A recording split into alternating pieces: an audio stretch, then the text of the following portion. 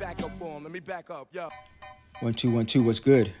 I'm DJ Crate Digger of the Mighty Sound Champion crew. Yeah. And CrateDigger.com. This is my favorite DJ, Crate Digger, Columbus's finest. Hope y'all enjoying it. Crate, always a pleasure. Today, we're just going to talk about learning to DJ. But this is less about the skill of DJing and understanding the technical aspects of being the best DJ that you can be.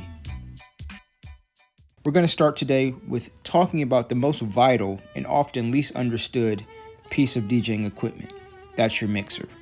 Whether it's a standalone mixer or it's a portion of a controller, there's several common features that we will address. Now remember, a lot of layouts will vary, but basically mixers are all the same. Let's start with the rear or the back of the mixer. You'll find your power plug or your AC adapter, basically whatever it is that gives juice to the mixer. Most mixers or controllers will have a Master 1 output. It may have a Master 2 output. In this case, we have RCA females. And then we have a booth out as well, which is a 1/4 inch female. Now, to maximize our output section, we need to quickly overview the types of cables that are compatible. The XLR female will plug into the male output or port to receive audio from the mixer. Next, we have 1/4 inch cables.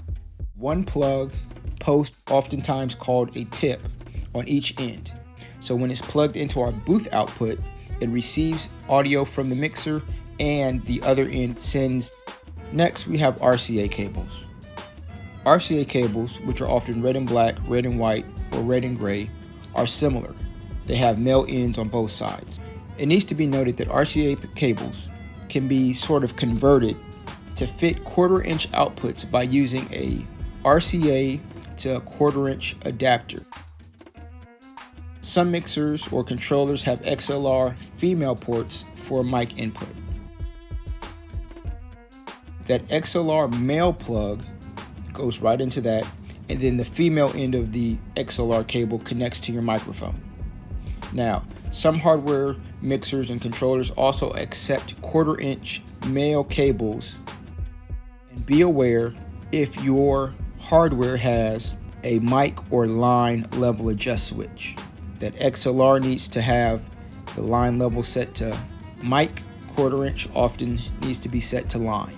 Channel inputs or sometimes auxiliary inputs are RCA female ports to receive the RCA male cables. Also remember, when you're using phonograph turntables, they must be grounded. Those are often marked GND for ground. The USB section that simply allows the mixer's internal audio interface or sound card to be connected to your laptop or desktop via that USB cable. Next, let's look at the face of the mixer. Sometimes it's called the top. We're going to break that down into 4 basic sections. First, we have the fader section. There's one fader for each input channel. Those move vertically, and there's one crossfader which moves horizontally. The second section we're going to talk about is the output section. Now, the output section is usually comprised of a master output knob and oftentimes has a booth output knob. Now, a quick note about outputs. The same signal is transmitted to all outputs. The master 1 and 2 outputs can route audio to different sources based on what you have them plugged into, but both of those outputs are controlled by the master output knob. Booth output is separately controlled by the booth output knob. The third section is the gain and EQ section of each input channel, which allows for specific volume or frequency boosting or reduction of that channel's signal. Lastly, when we talk about the face of the mixer, we're going to talk about the headphone or cue, volume, and mix controls. These are usually some combination of knobs and faders. Now, many mixers and controllers also have front panels with things like mic and fader controls. In terms of the mic controls, you'll have your input volume and EQ for that mic input channel. Oftentimes there's curve adjustment controls for your channel and cross faders. Now we have to go over this brief note about understanding crossfader curve. The settings usually range from something that looks like an X shape to something that looks like a trapezoid or often a table shape. That X shape refers to a slow or gradual transition of audio signals as the crossfader progresses side to side respectively, with the middle position being an equal blend of both input channels. Now that trapezoid or often table shape is a sharper slope, with the crossfader needing to only basically do what's called break the plane inside the full left or right position to get equal blends of both input channels. This specific setting is better suited for DJs who do a lot of scratching and juggling, for example.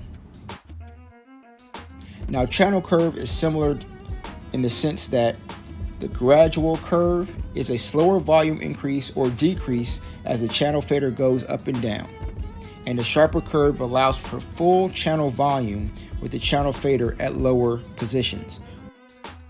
So now, with this expanded understanding of how many mixers and controllers work, you can begin to customize your settings based on your skill set, your development, and your personal preferences.